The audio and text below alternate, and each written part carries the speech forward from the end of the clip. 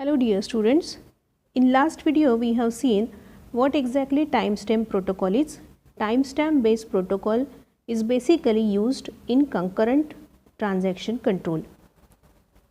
Then we have seen two methods how timestamp can be used for ordering. Then what are the different timestamp are used, that is W timestamp and R timestamp. Now see what exactly the timestamp ordering protocol is or what it works, how it works. Timestamp ordering protocol ensures that any conflicting read and write operations are executed in timestamp order. This protocol operates as follows. So whatever is the timestamp given, as per the timestamp given, the read and write operations are performed. This protocol operates as follows. This protocol operates as, suppose the transaction Ti issues read queue statement. This is first scenario, and second scenario is suppose that transaction Ti issues write queue.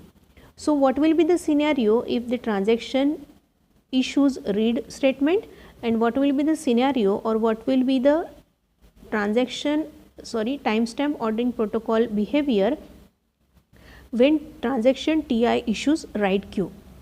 Suppose the transaction Ti issues read queue.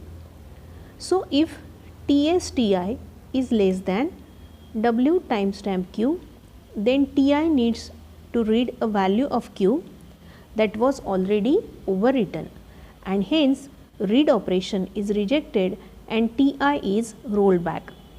So as the operation is rejected, whatever values Ti has updated, that has to be rolled back. That means it has to undo the actions.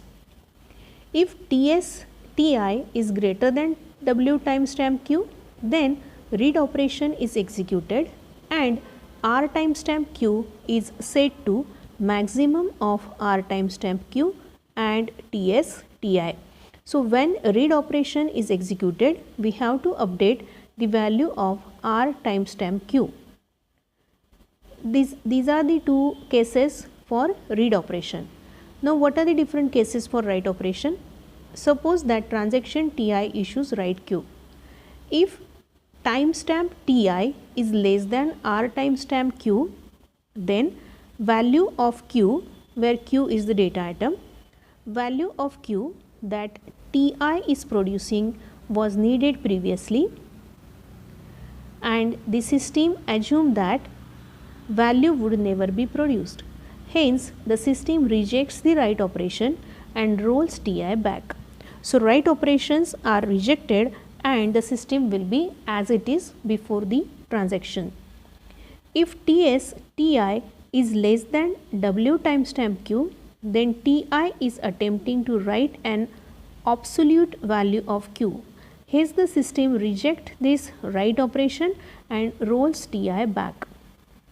Otherwise, if other than these two conditions, that is if Ts Ti is greater than R timestamp or if Ts Ti is greater than W timestamp, then the system executes the write operation and sets W timestamp to Ts Ti.